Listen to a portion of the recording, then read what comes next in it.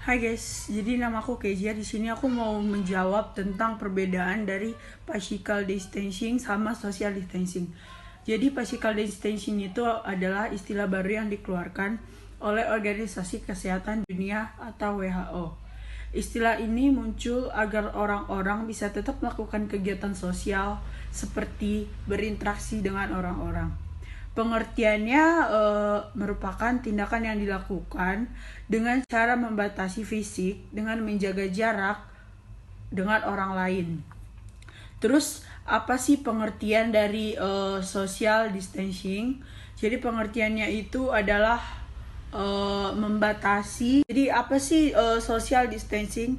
Social distancing itu adalah istilah yang digunakan untuk cegah corona atau COVID-19 agar tidak meluas.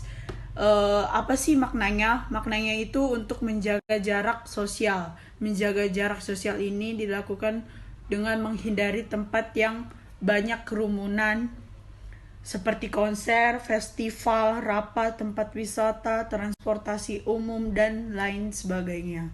Yang kedua adalah mengapa negara lain lockdown sedangkan Indonesia tidak. Karena negara lain ingin memutus rantai persebaran COVID-19 agar semakin hari tidak semakin bertambah, melainkan semakin berkurang.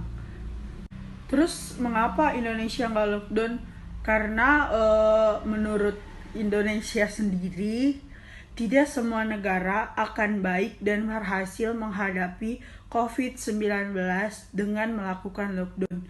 Jadi cukup masyarakat, sekolah, dan semua keramaian yang lockdown, tapi negara tidak. Kemudian yang ketiga itu bagaimana kalau aturan lockdown diterapkan di Indonesia.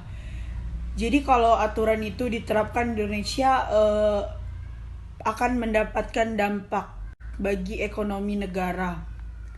Karena banyak sekali dari ekonomi negara itu berasal dari luar, seperti turis yang datang ke negara kita, barang ekspor, impor gitu. Itu banyak sekali keuntungan bagi ekonomi negara kita. Yang keempat itu, kenapa Indonesia memakai aturan social distancing? Jadi alasannya itu dikarenakan social distancing adalah pembatasan kegiatan tertentu penduduk dalam suatu wilayah. Pembatasan sosial dilakukan oleh semua orang di wilayah yang diduga terinfeksi penyakit. Jadi jika hal itu disebabkan oleh virus corona sangat mudah menular. Cara penularan utama penyakit ini adalah melalui tetesan kecil, droplet yang dikeluarkan pada saat seseorang batuk atau bersin. Jadi itulah mengapa Indonesia memilih social distancing saat pandemi virus corona. Yang selanjutnya itu di dunia pendidikan kalian mengalami peralihan dari offline ke online dan UN sudah tidak ada. Bagaimana kalian menyikapinya? Jadi sikap saya tuh kita tuh harus bersabar lah, musibah bagi seluruh dunia. Jadi itu bukan salah kita, jadi kita harus menyikapi dengan cara yang positif. Ya, yang selanjutnya itu kalian pilih salah satu, sistem pelajaran offline atau online. Jelaskan. Ini pendapat pribadi ya. Jadi kalau aku sih milih offline. Karena kenapa? Karena kalau online tuh pelajaran numpuk, sumpah. Terus kalau offline itu di situ masih bisa main sama teman, cerita-cerita. Tapi kalau online enggak. Taunya di rumah doang, barik-barik. Waduh, pusing.